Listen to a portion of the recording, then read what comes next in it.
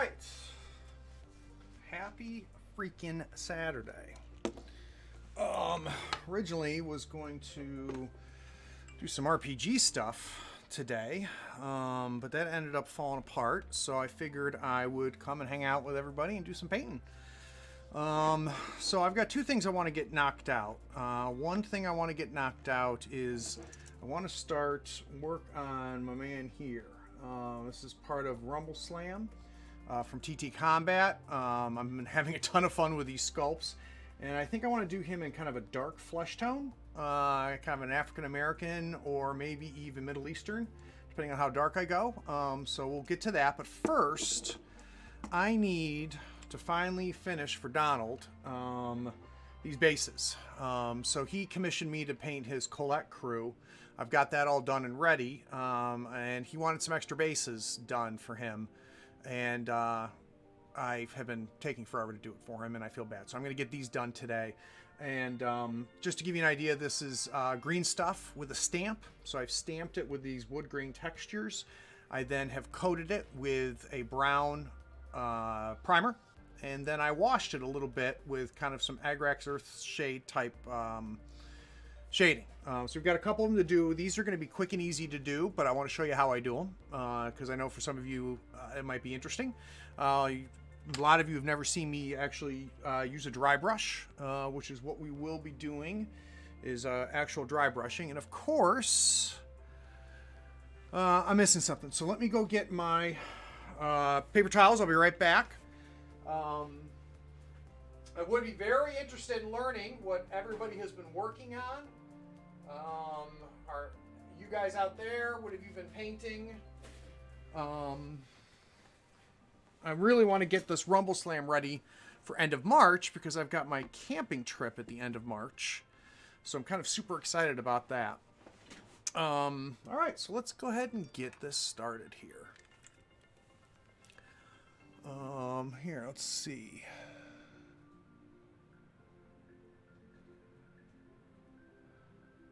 All right. Okay, so let's do this.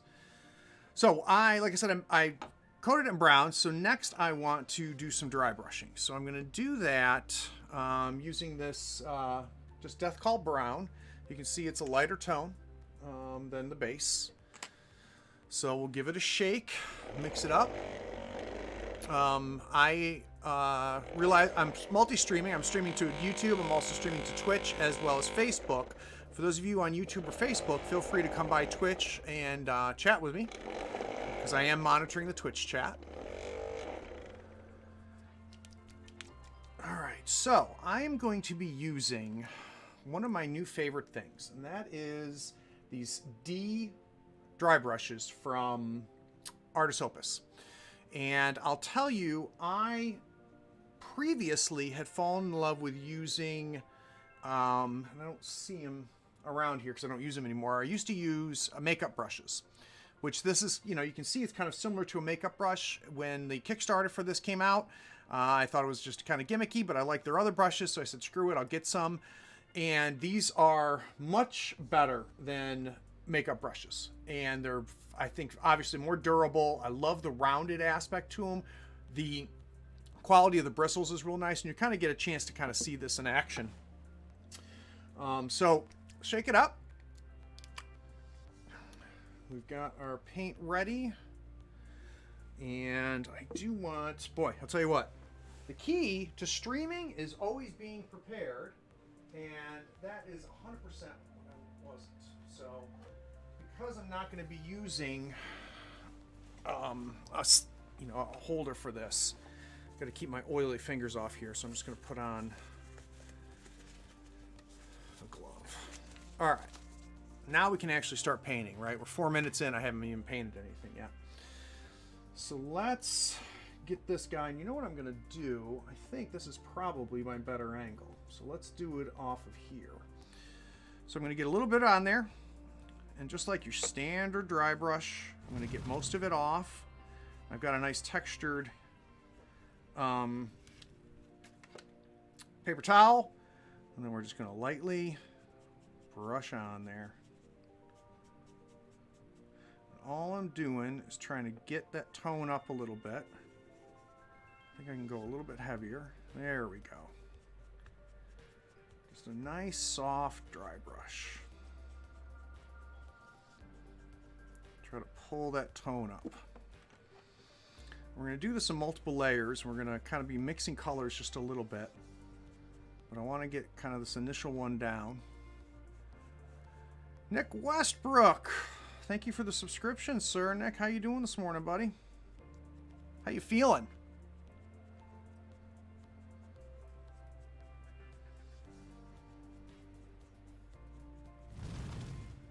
All right. So just a light dry brush to kind of bring out the tones a little bit.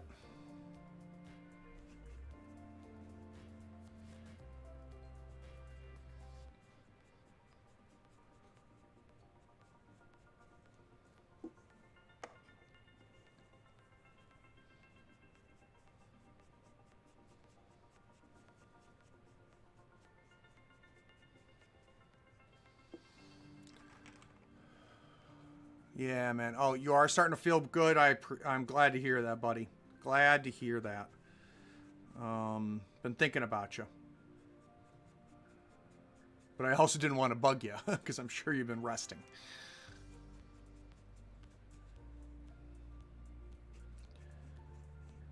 So none of this that we're going to be doing as far as the bases is too revolutionary. Just get kind of a nice light tone on there. Bring out some of the detail, but I'm going to push up the highlights a little bit more here. You'll see in a second. This is just to kind of get the initial lighter brown on there.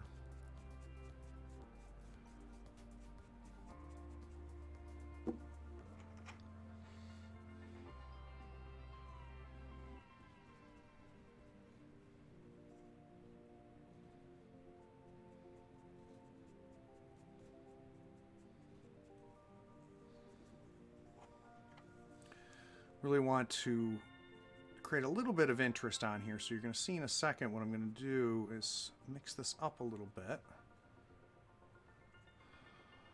after we get this initial coat down. And Donald will be happy to know that this is finally getting done for him, which means that maybe before the end of 2021 he might actually get his commissions in the mail. So pro tip, if you've ever thought about commissioning me to paint your stuff, you may want to find somebody else because I am slow and I am overpriced and very few people find it worth it. But Donald has been very kind and he's been very patient with me. All right, so there, we've got kind of our initial color down. Now what I want to do is do a little bit of a lighter tone on it. So I'm going to grab this sky gray. And you're going to see what I'm going to do with it.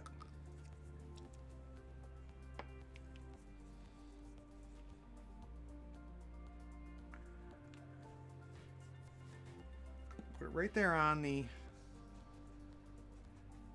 paper towel, and then I'm kind of mixing it in with what I had before. And now we're going to try to build a little bit of interest. What's going on, Doug? How are you? And now what I'm going to try to do is just create a little bit of variance, right? So I'm just going in, catching the tops or the edges of some of them. And it gives me a little bit of a lighter tone at certain spots. And it's just trying to create a little bit of visual interest on it.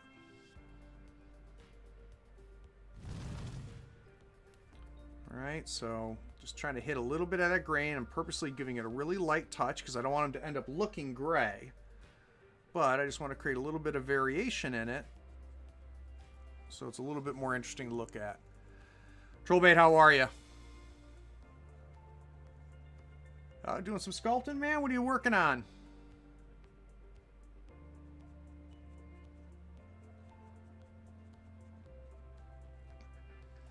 All right.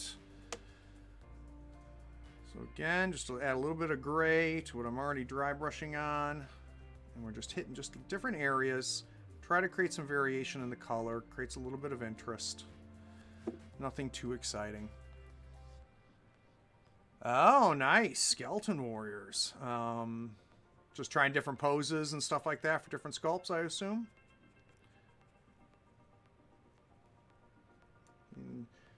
don't know if you can, let me see if I can get that. You can kind of see better there. See how I'm kind of just creating a little bit of interest?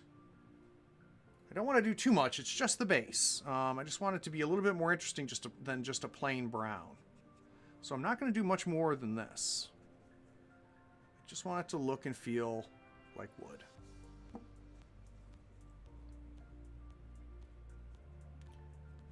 Just add a little bit of this gray mixed in with some of the brown.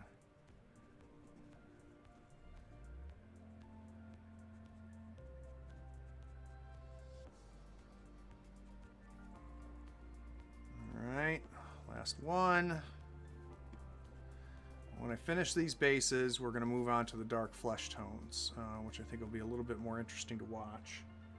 But there you go. You can kind of see how that gray comes in and creates a little bit of that visual interest. All right, so that's it. That's it for the dry brush. We're done there. Oh, we got a spammer. Welcome, spammer. I don't have my... See if I can ban you right here through the app. Ban. Done.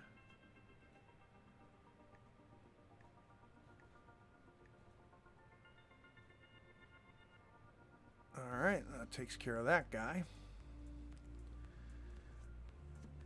I assume that Twitch spammers have to make some sort of money, because I don't know who would ever click on a spam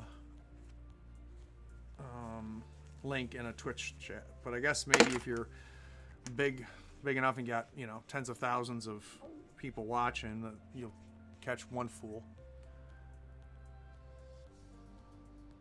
Oh, I sure did. Oh, shoot. Oh, dude, I am so sorry. How do I unban you? Whoops, unban.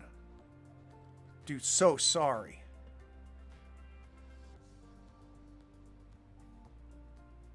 Good call, man. Thank you.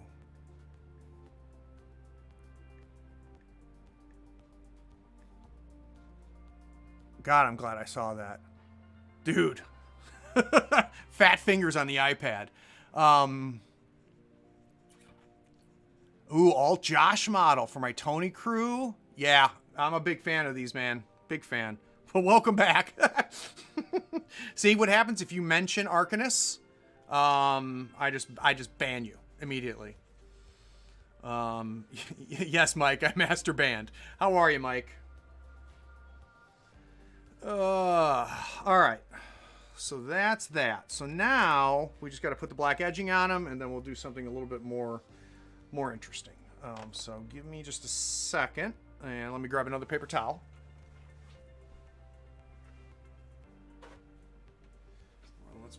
We're going to put some black edges on these, and then Donald, who has been so patient with me, will finally be able to look forward to getting his stuff in the mail. And then I've got to finish my 40K commissions at some point. I'm not sure when I'm going to do that, but anywho. All right, so that's that. So let's get these off of here. So now we can use the wet palette.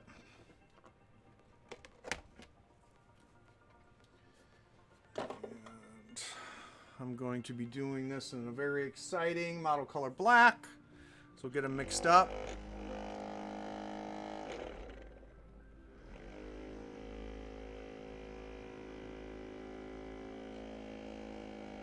Oh, that's nice, troll bait. Super nice. All right.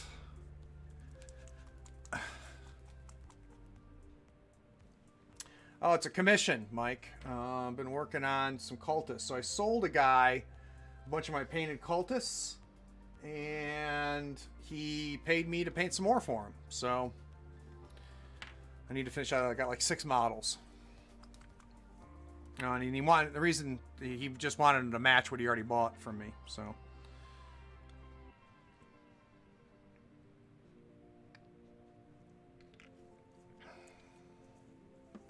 don't get too excited, Mike.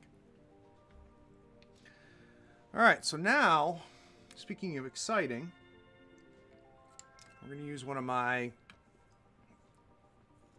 brushes I got from Gadzooks. It's a good cheap brush.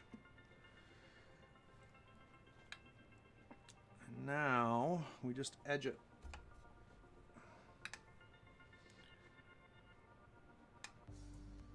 And these things will be ready to be sealed and sent off to the good Donald.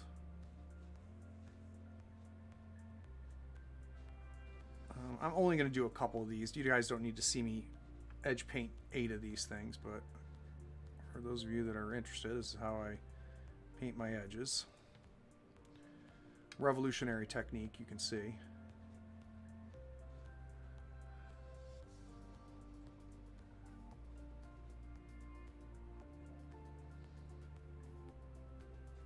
This is how I won Golden Demon for bases. I didn't win Golden Demon, and there's no Golden Demon for bases.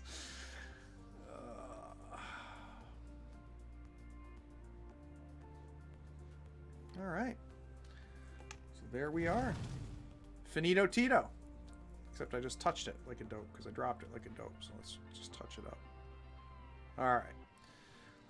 I'm going to go ahead and move to something a little bit more interesting. Donald, I promise you I'm going to finish those out after the stream is over, but I really don't think people want to sit and watch me edge your bases for you, man, but I promise. Doug, they're for a collect crew that I had commissioned. And I put the collect crew in a kind of supposed to be like a stage, right? Because they're showgirls. So I did that on the and then he wanted more bases for his other models that I'm not doing it as a commission. So thought I would do that for him. All right, so let's do my man here in a dark flesh. But before we do that, I need to go ahead and get his eyes taken care of. So I'm going to quickly do that. You see I've got them primed in like a bone color. So we're going to take some matte white. I've already got the black out there. Oh, dude. You want to talk about triggering? When anybody who paints their base rims anything but black trigger me. Doesn't mean what you're doing is wrong. It's just, for whatever reason, I absolutely hate it. I hate it, hate it. I hate colored rims. I hate rims that are anything but black. Maybe a dark gray I could stomach, but even that is a struggle for me. But that's just me, right? All right, so let's get... let's go ahead and use the 000 from Artist Opus. Let's paint some eyeballs. So, how I paint eyeballs is a little bit different than other people do. So the first thing I do is I paint this. Literally the first thing I do on a model, if it's got eyes, is I paint the eyeballs. So I find the eyeballs, and I don't have to be perfect here. Go ahead and paint the white.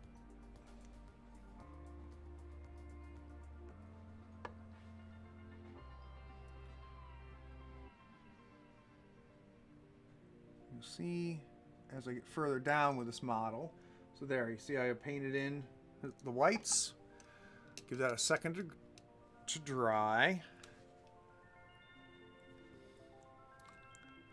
Ooh, lamp pads. Lamp pads are awesome. You know what, man? Hold on a second. I've got some my lamp pads on my paint shelf right here. Let me grab mine real quick. Give me just 1 second. I'll grab one.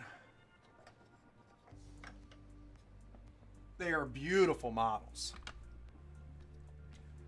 So there's one of my lamp pads. You see I went with kind of a gray and then a neon. Kind of a desaturated body, and then I hopefully made the fire stand out. Can't wait to see what you end up doing with yours. But yeah, those are beautiful models. Beautiful, beautiful models. All right. So that's dried. So now let's do the eyeballs. Now my best tip for you on the eyeballs is you want them to be vertical lines. So not dots. Everybody says, you just, put dots in the eyes. You don't. You put vertical lines. And you'll see why that's better. One, it's easier than trying to do little dots. And two, it makes sure that your pupils are touching the top and the bottom of the eye, which you always want to be the case. I'm sitting here running my mouth and let the paint dry.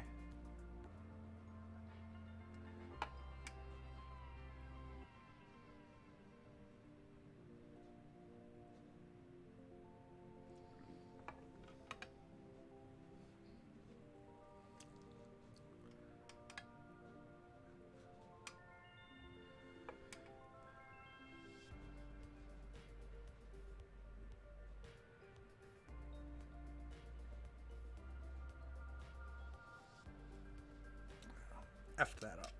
All right, so before it dries, let's get rid of it with some brush full of water. All right, let's try it again.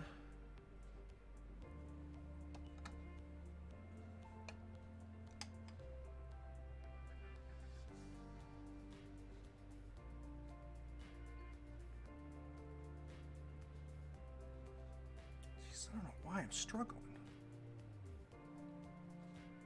Paint's not coming off the brush nice for some reason.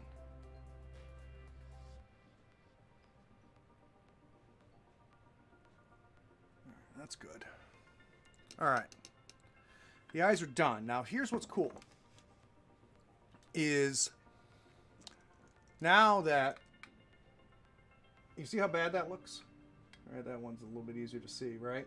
What's cool about it, though, is then you see when I go in my dark flesh, once I kind of define the eye by the flesh around it, the eyes are gonna look better. But as you see, I can be super nasty and sloppy with it there. Let's go ahead and put a little bit of black in the mouth there.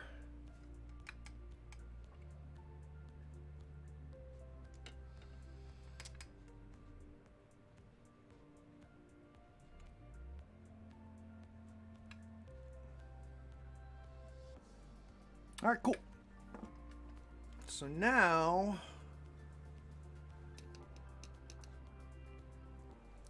you definitely highly recommend it, man. Do the eyes first, and that way you can be sloppy with it. You can get it all over the place. You can do it over again 10 times, and you don't mess up all the work you've done. Highly recommend painting eyes first. Highly recommend it. All right, now let's start painting flesh. Now, if you've ever seen me on any of my other streams paint flesh, you're going to immediately notice how different I'm going to do dark flesh. And when I say different, I mean like as in the order of operations. So going to use this Vallejo heavy sienna. And normally what I do is I paint my midtone first, right? So I'll base coat all the flesh in the midtones. Then I'll paint the darks, then I'll paint the lights. With dark flesh, I start with the darkest color first. And I can't explain to you why, it's just how I've always done it. So by no means am I saying to do this successfully, you should be, painting, the dark tone first, because I think you can very easily do it kind of the way I paint all my other flesh. But it's a nice brown. Get some flow improver.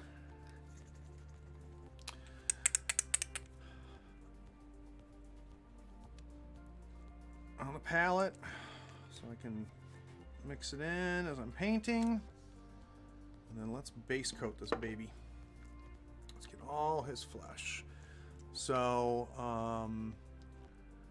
I have Doug, and they're good. They're good. My favorite flesh tones on models that I really care about, I want to spend the most time with, I use the scale color flesh tones. I think they have by far the best.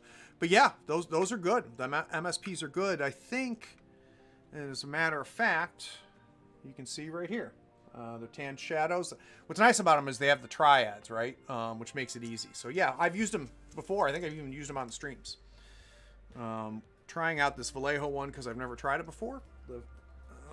So let's see how they do. So we're gonna thin down. Oh boy, that Vallejo stuff is thick.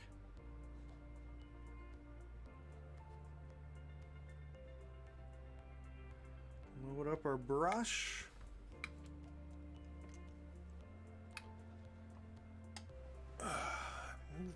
camera. I'm not sure I'm happy with where it is now, but it's going to have to do for now.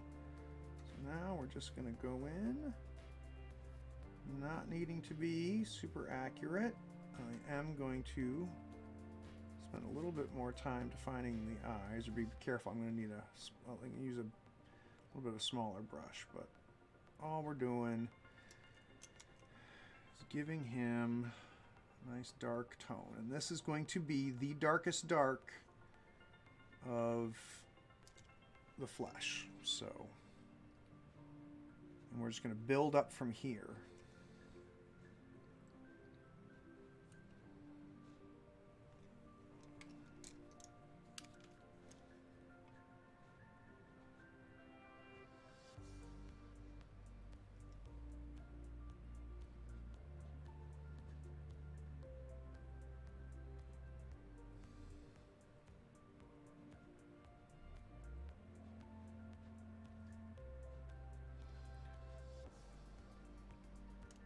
A little bit more careful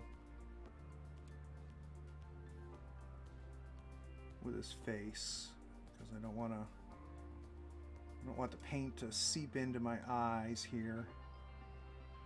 All right, let's quickly get a smaller brush and define those eyes out better.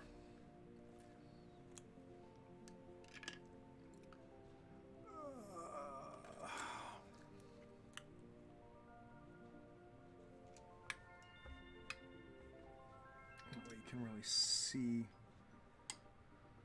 how I make my eyes not look terrible.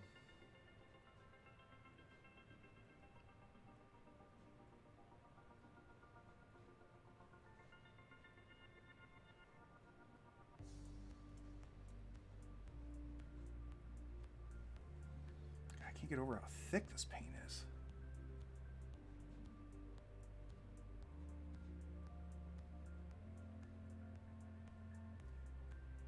There we go.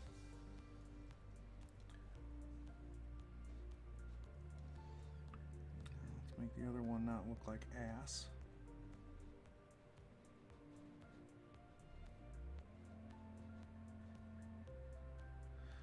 So Kevin, that's a much easier way to do eyes, man. So you can see there, now that I've defined them out, a lot easier, in my opinion. It's how I've always done eyes. I can't remember where I learned that from. It's a good technique, though.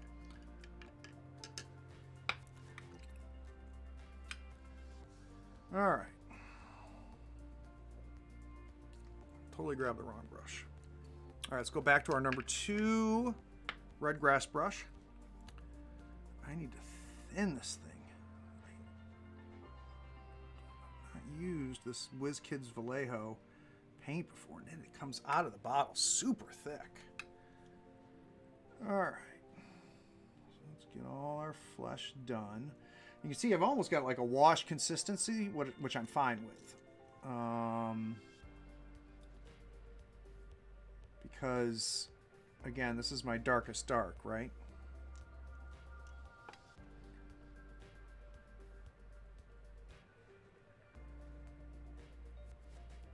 And he's got gloves on.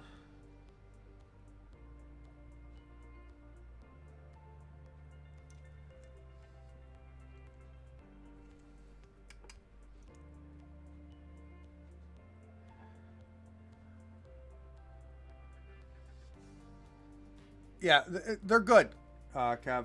You should definitely check them out. And I don't know, Mike, if you're still watching, but if you are, did you end up... I think last we were chatting on here, you were going to get a Rumble Slam crew. Did that happen?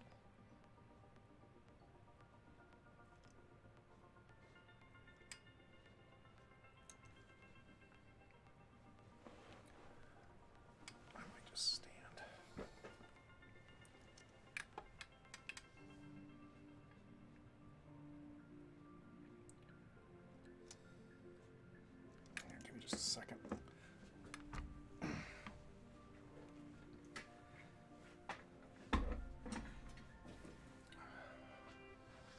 just going to stand instead of having that chair. Better for me anyway. It didn't happen yet, man. It happens at the end of March. We'd go in March, and then in the fall are the two times that we do the Camping for Gamers. We're going to be playing for the RPG for the spring March trip is going to be Blades in the Dark, which I am wicked into right now. Mini games, we're going to bring Rumble Slam and MCP. But more than anything, we just do role-playing games, and we do board games. Board games and card games tend to be what we do the most of.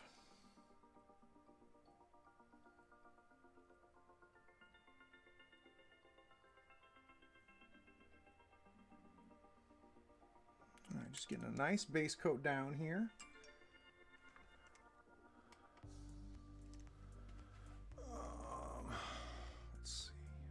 See who's blowing me up.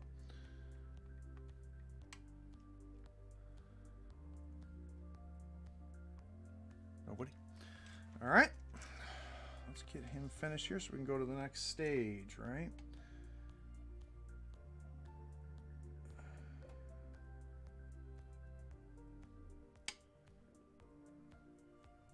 Nice thin coat. So it's going to take, in some spots, it's going to take a second application to really get that nice smooth tone.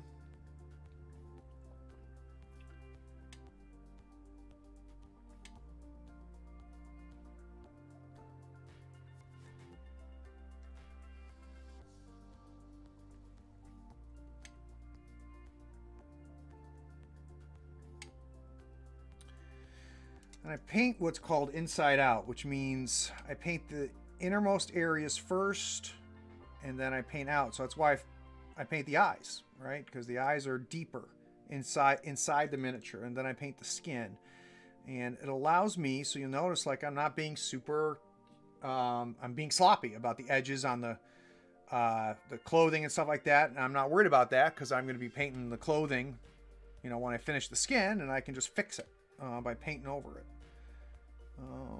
And that has probably been the biggest thing that has sped up my painting, is realizing that you can, this is going to sound really dumb to say it out loud, but it took me a while to figure out that you could paint over and correct your painting by painting over it with another color. And that just sped me up because it allowed me, as I'm painting inside out, like example doing the space coats, I can be a little sloppy. All right, so we got the glove. I got to get the glove on that side.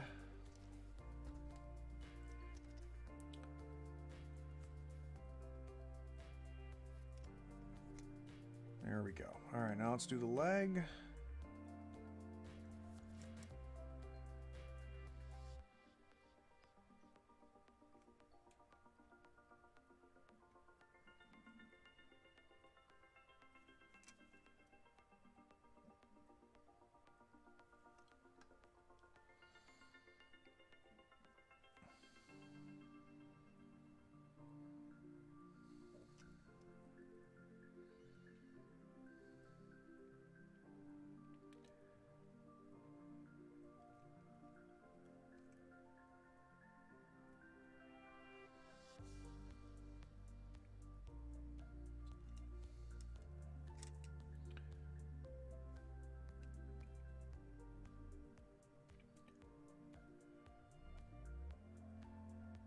So, Kevin, I have been trying to get the designers from, was it Black Site Miniatures there that make that game you like so much, the horror cooperative game. I have been trying to get in touch with them to see if they'll come on the show and talk about it. I don't know whether you have any connections with them. But I would love to book them and have them come on the show to talk about that game. And I forgot what the name of the game is, but I know you've been a fan of it.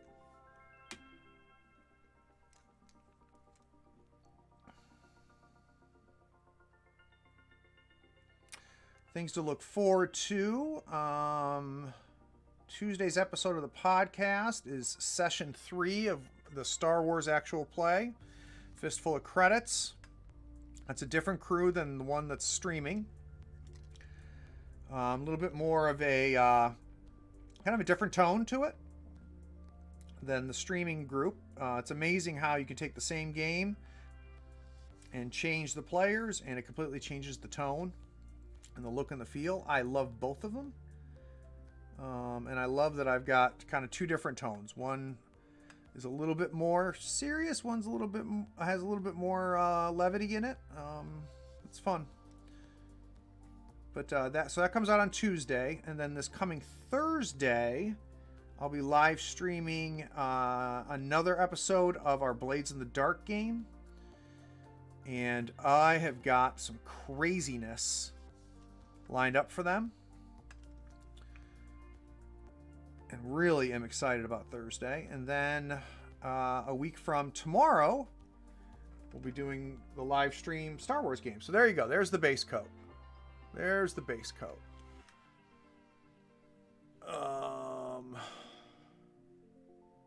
We'll give that a second to dry. I'll check the chat.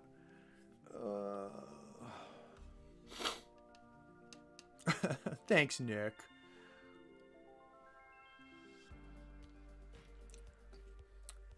Oh, Nick, I can't talk too much about the Blades in the Dark game. You're freaking playing in it. But yeah, I'm super excited about what Thursday.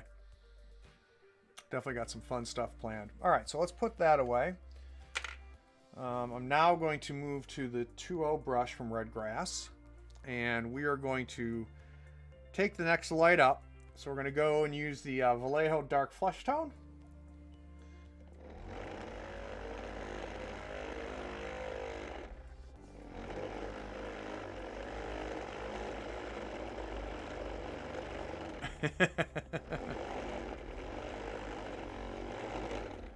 Oh, did they finally make the call on LVO, Doug?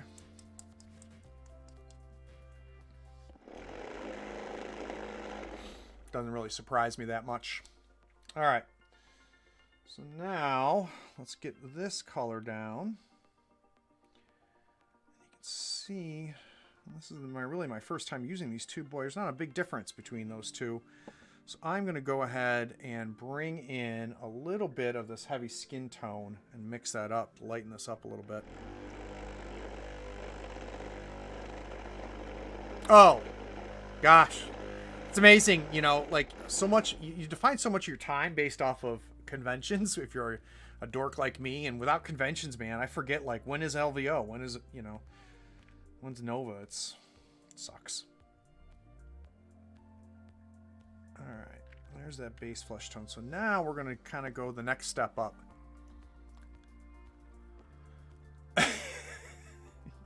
You're a dangerous man with a couple beers in you, Nick. You're funny, dude. All right, I'm going to kind of mix in, get kind of more of a mid-tone color here. And let's define out our mid-tone.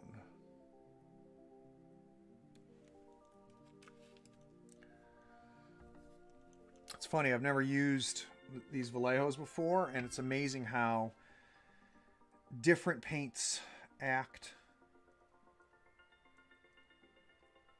I mean, this Vallejo comes off the brush completely different than what I'm used to.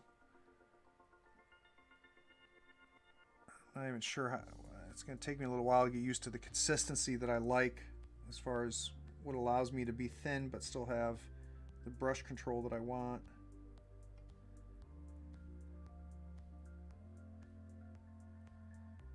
So my big tip for you with Dark Flesh. You start off with, you know, a reddish brown, which you saw me do here. And then you don't move up to a lighter brown. What you do is you move up to a pure regular flesh tone. And when I learned that, that was the first time that I started being happy with the dark flesh tones when I painted them.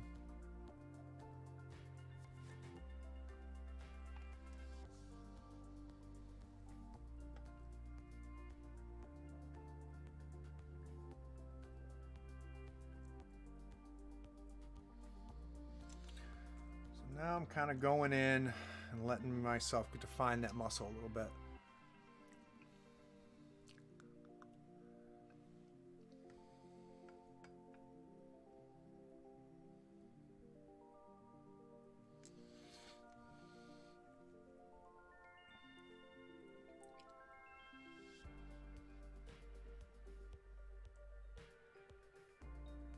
Nothing too crazy yet. Just taking it up the next step up a little bit, right? So a nice thin, almost glazed consistency, so that the undercoat still shows through. We start to get a little bit of that definition.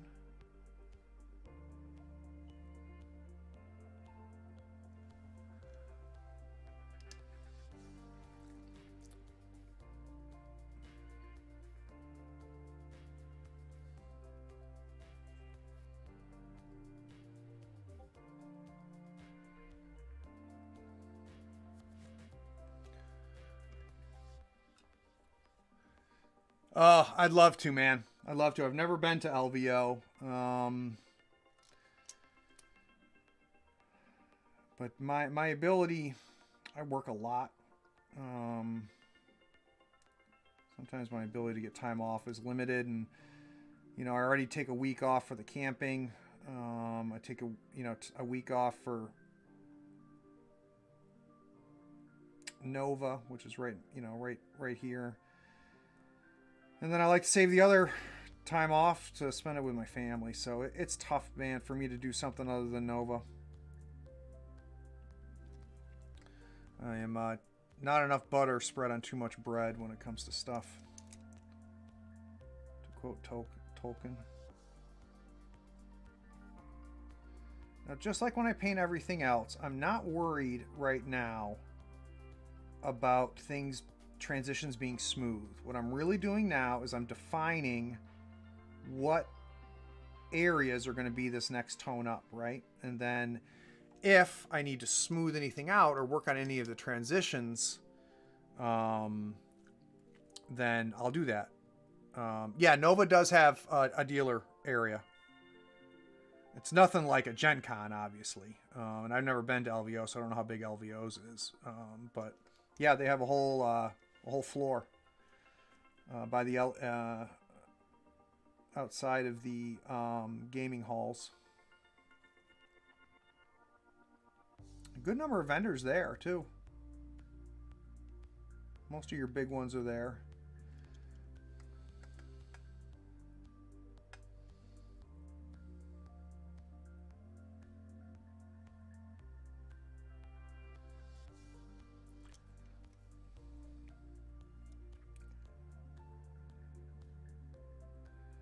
See, what's neat is I'm painting this color on the model, but because it's thin and because it's next to the brown, it doesn't look like it's your base color flesh tone, right? It's kind of building up and keeping that dark flesh tone feel to it, which I think is really neat. How the eye works and how the eye uses context, how the undercoat affects what you're painting.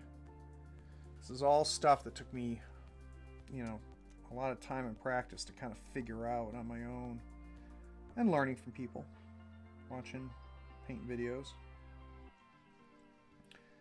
But you can watch all the paint videos you want. The only way to get better at painting is to paint.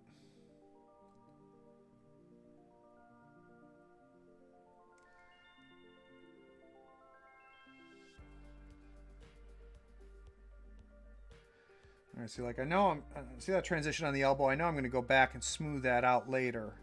But right now, I'm not worried about it looking pretty. Right now, I just need to define the areas of lights and darks. That's the only thing I'm concerned about right now. So there's the arm.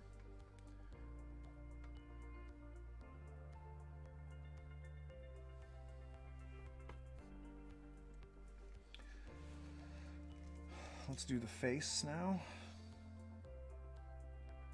God, I totally botched that left eye. I'm gonna have to redo it.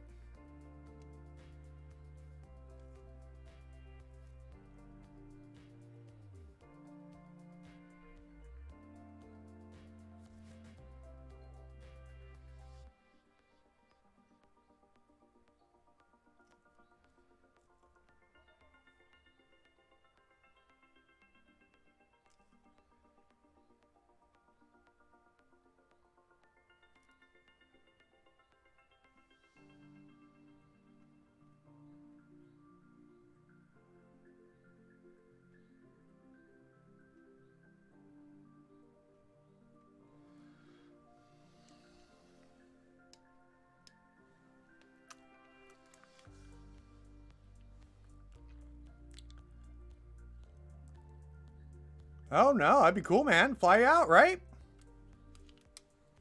Love to see you, dude.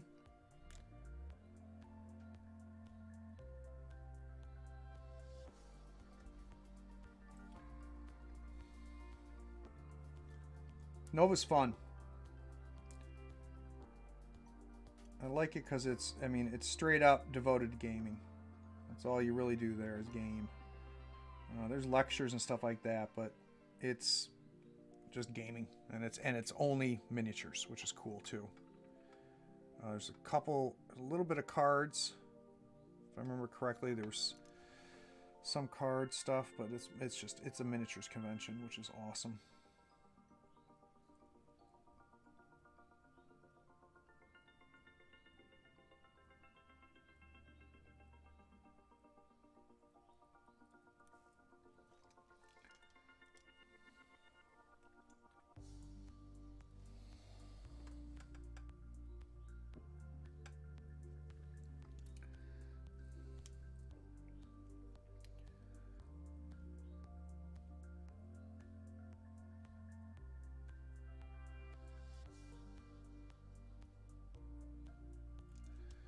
Yeah, not worried about it being pretty. All right, this eye is bugging the crap out of me.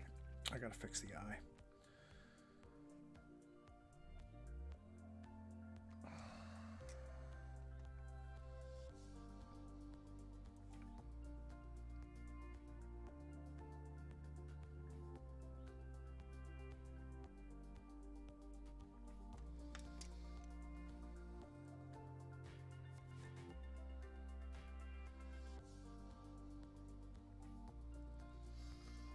All I'm doing is basically just redoing the eyes. They just didn't come out the way I wanted to.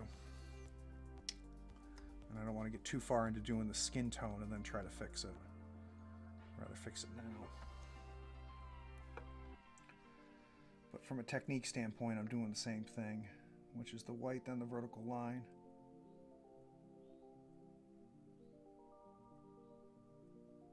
There we go.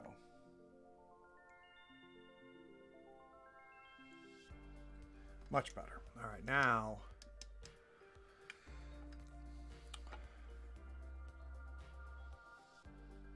I can go in and edge it here. Dark color. So let's do that. Now we'll clean it up.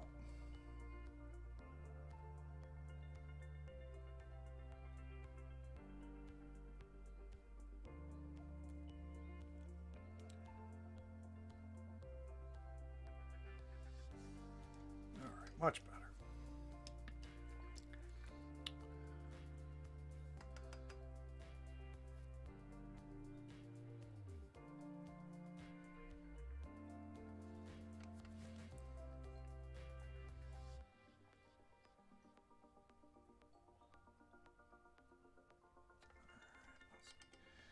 Get this face going a little bit more.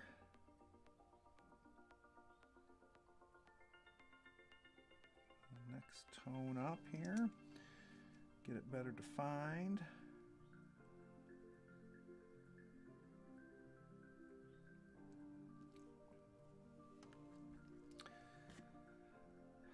I think it was Dallas.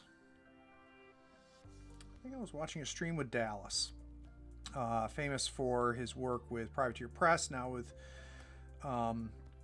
Atomic Mass Studios. Great guy, a hell of a painter. And I think it was him that talked about knowing where your miniature was headed, which at first didn't make sense to me. What he then explained is, he goes, my miniatures can go to many different places.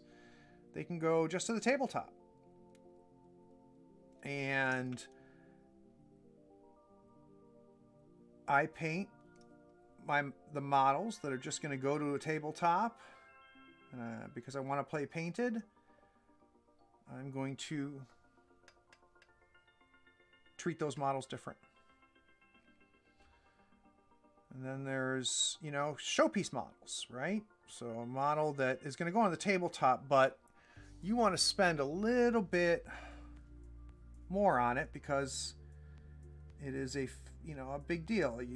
A general in your army, or not part of a huge squad, right? And then you've got ones that you really are trying to prove something with.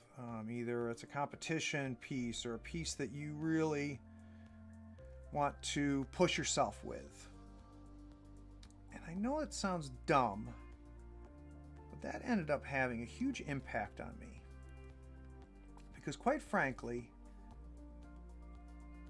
I was not thinking about where my model was going, what type of model I was painting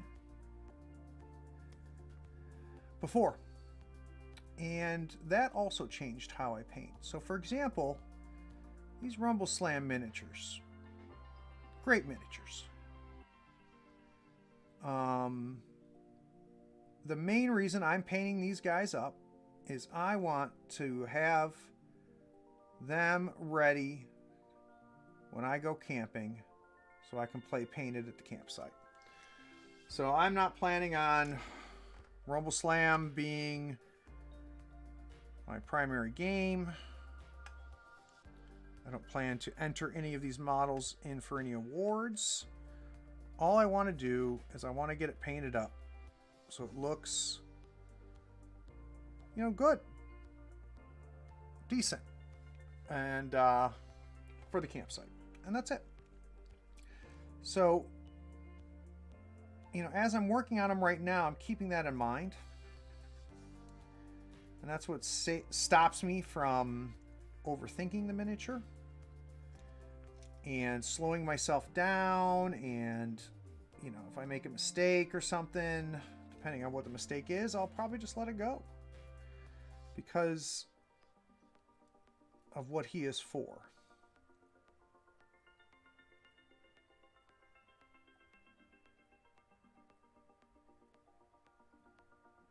Surprised with how matte the finish is on these Vallejo paints. That's a good thing, not a bad thing. I like a matte finish.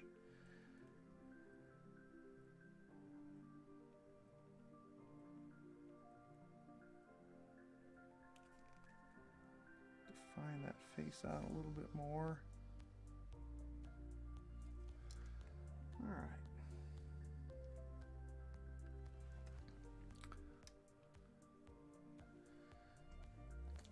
Yeah, it reads like a fun game, Doug. I'm anxious to play it. I've not played it yet.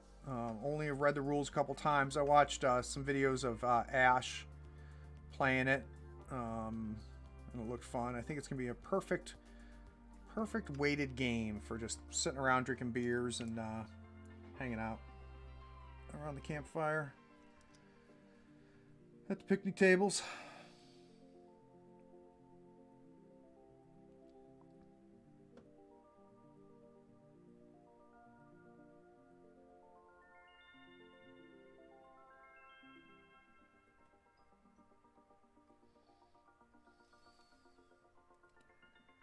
He's got some really defined areas on this chest, and I want to be too careful to not overdo the contrast on it, because I still want it to look like it's a chest and not like slates.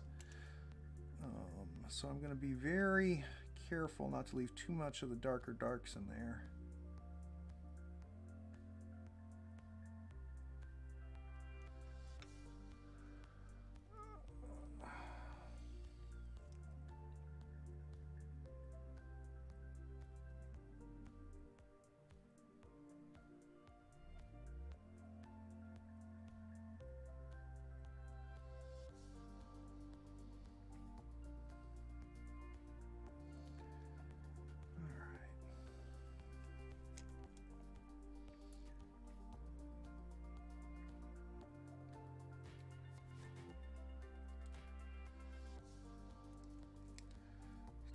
Define this face out a little bit more.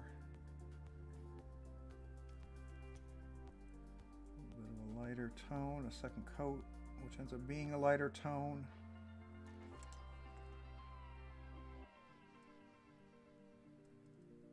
Top of his noggin there.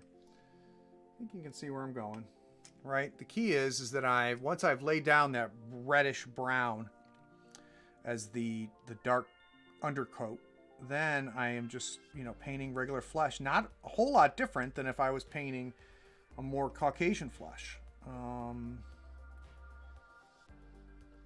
that has been the biggest thing that has helped me painting dark flesh. Is it's really a difference just in the undercoat. Everything else is pretty much the same. Now that assumes, of course, you thin your paint so that there's a level of translucency when you paint. If you're going thick with your paints every time and, just painting flesh tone over the darker brown, it may not work, right? Because you're not allowing that darker brown to seep through because of how thick your paints are. So you play around with it. And if you're not comfortable with glazes or glaze level consistency on your paints, then my recommendation is to mix it up then. So just add it to the paint and just do, multiple layerings. And that'll give you, essentially the same effect.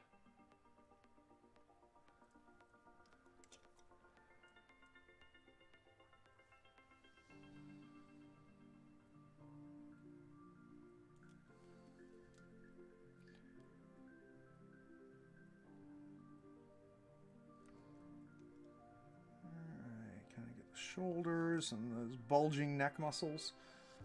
Let's do the back here a little bit. Again, I'm not too worried about smooth transitions or blending or anything. I'm just, right now, all I'm doing is defining the lights and the darks. All right, let's do the other arm.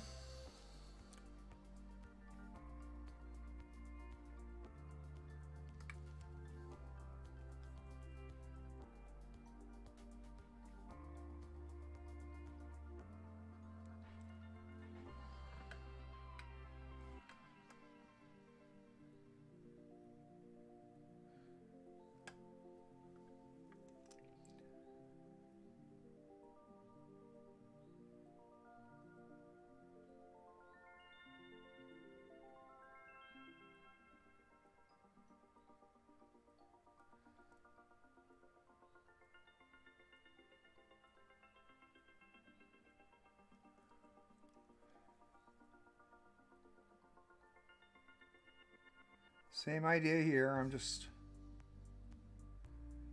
finding out the next layer up.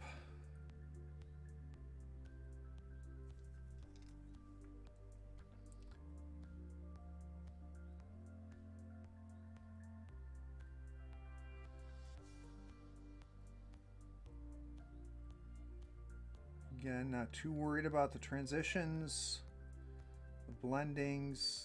We're kind of sketching it out right now so I can just know where the light areas are going to be.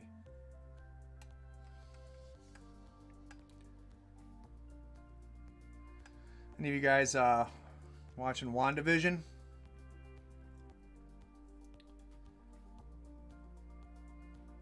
I'm not going to spoil anything, but ooh, was episode 4 good? That came out last night.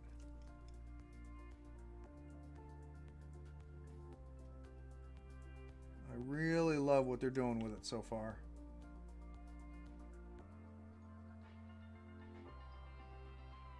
Definitely has got harkens to some House of M stuff, but it's not House of M, so it's something different. I'm very interested to see where this is headed. Very interested.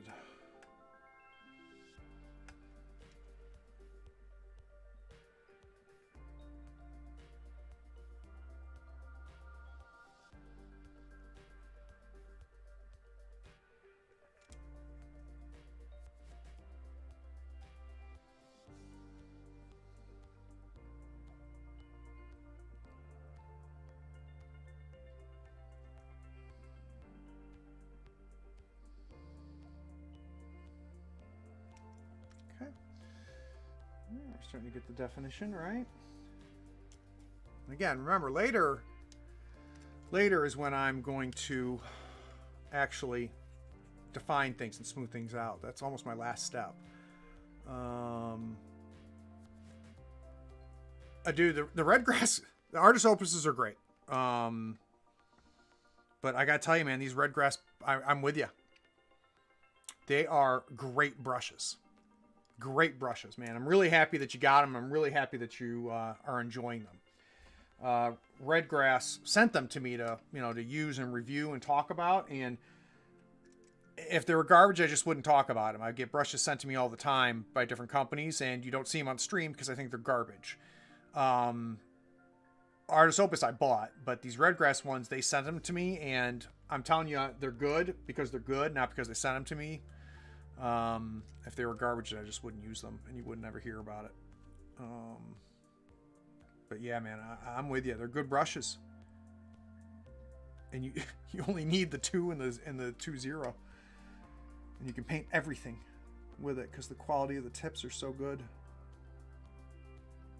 And I love how paint comes off of them.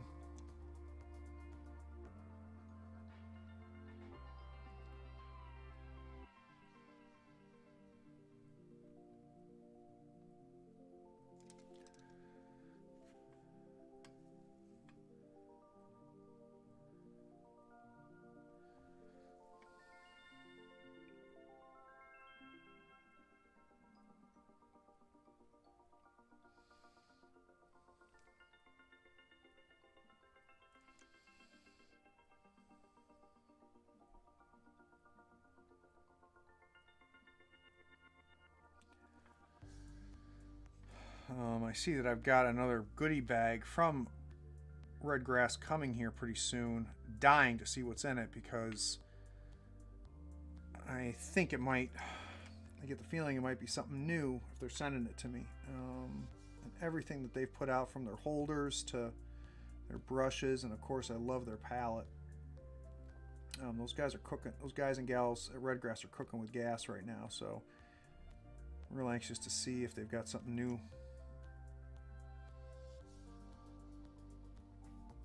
coming out.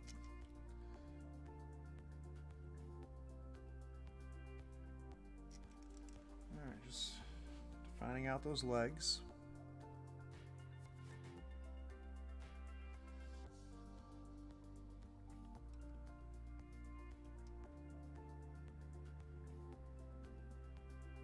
Oh, I agree. I agree. That's how good the brushes are.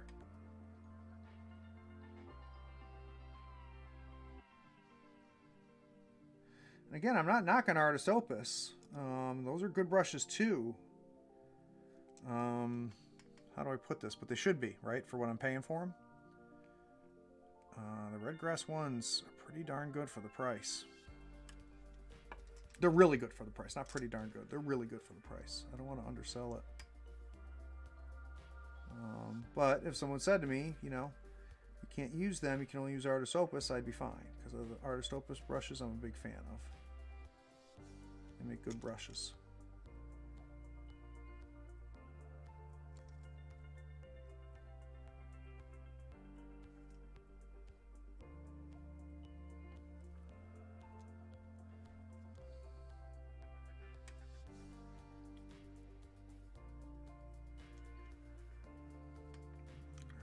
Just going to get this second layer down, and then we'll save some more for another day. This gives us a good start. Again, the idea being is we base coated it with our darkest dark, which is in this case a reddish brown, right? And then now we're just adding flesh tones, like what you would usually use for a European Caucasian tone. And because we're thinning it, it allows us to, that brown comes through on it and makes it not look like your standard flesh tones. Like you can see on my palette right here, that's what I'm painting on there right now. And you can see that's just like, that would be your standard mid-tone on a Caucasian skin tone, and I'm using it for the mid-tone here.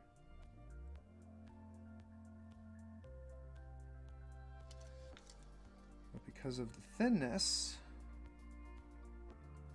it lowers the opacity, and that brown comes through. That reddish brown undercoat does.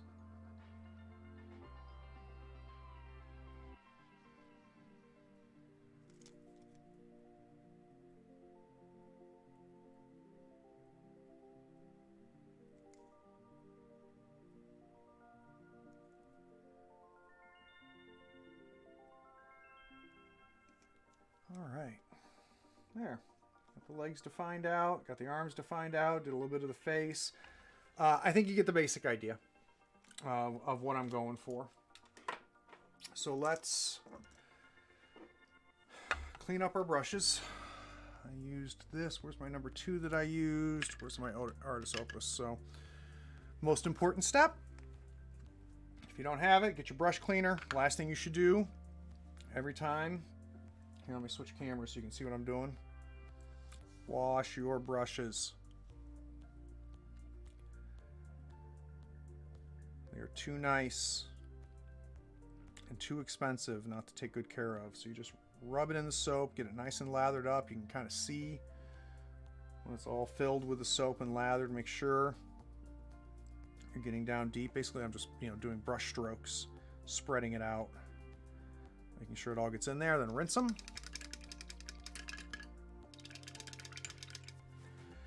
All right. There we go. And here's something that I love. And this comes from Green Stuff World. It's called the Brush Repair Gel. The stuff is phenomenal. I have no idea what it is. Contents: water, alcohol, and soluble additives. That tells me nothing. But check this stuff out. So what you do is you put just a little bit on your finger. Just a tiny, tiny bit. And then I coat my brush with it. And then make my point. And I would assume it's because of the alcohol content on it. It evaporates. It's kind of a thick gel. It evaporates and it leaves me with just a gorgeous point on my brush. Real nice pickup from Green Stuff World. I like a lot of their stuff. I think they have paint. I think they have brushes now, and I know they've got some of. I picked up their fluorescent paints are good. I picked those up. I haven't tried any of their other paints yet, but I love that brush repair gel. All right, so we're gonna do the same thing with our number 2 here. Get it all sudsed up. Get it rinsed. All right, get it dried off. Use the crease. See how I'm using the crease of my hand to build the point? And then we're just going to do our little trick with the gel.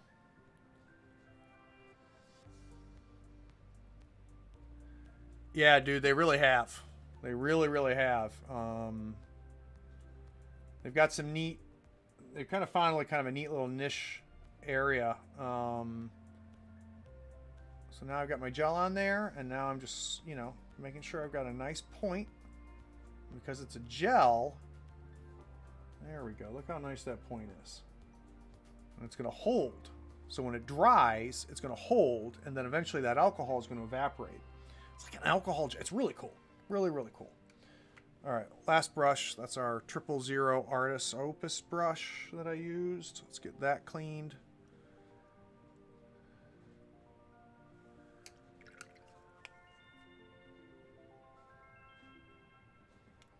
Load it up, dry it off after I rinse it. Again, use the crease of my hand to get the point going, and then a little bit of my gel. I have no idea what this gel cost, but like one bottle is gonna might last me for as long as I ever paint miniatures, because you use just a little bit.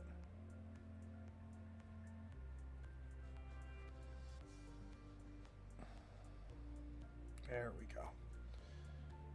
See that nice point there I got on there? I'll let that dry. And she's ready to go. And that now is going to last me forever. This palette has got... it's funny. Like, I love a clean palette. So I go through this paper almost... It's very rare I do 2 sessions of the same paper like I just did. I like a clean palette. Oh, Doug, let me show it to you. It's called Green Stuff. Oh, I mean, which camera? The Green Stuff Brush Repair Gel. You use it to sculpt the point at the very end after you've already washed it with soap and water.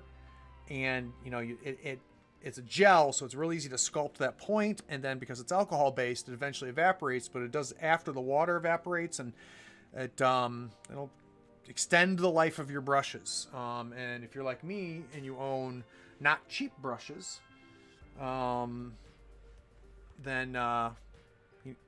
it's fantastic. Hey, you know what I can do real quick? Let me show you how I put paper on my thing, because I do it a little bit differently than some people do. Give me just 1 second. Let me grab a paper.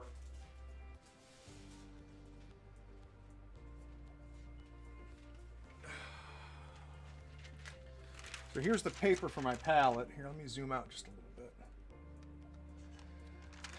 And what I do is I drop it on there, and it's going to curl on you, right? So, you know what? My sponge is not wet enough. Never mind. We're not going to do that. But what I do is I put it down there, and then I use this top loader case, and that's how I'm able to get all the air bubbles out. But I need to put some more water on here. Anyway, hey, yeah, Doug, I highly recommend the gel. Green Stuff World puts it out, and maybe it's out for other stuff with a different name, but that's the one I have. Appreciate everybody hanging out. That was a good hour spent. I think, let's just switch over to the other camera so we can just get a quick peek at my guy here. You can kind of see where I'm headed, right? We've defined the next level up. We're using just regular flesh tones now versus anything that would be considered quote-unquote dark flesh tones, but because of the undercoat, it still gives us that feeling. We're going to build it up just like I do all my other flesh. I'll keep painting him on streams so you guys can catch it. But take care, everybody.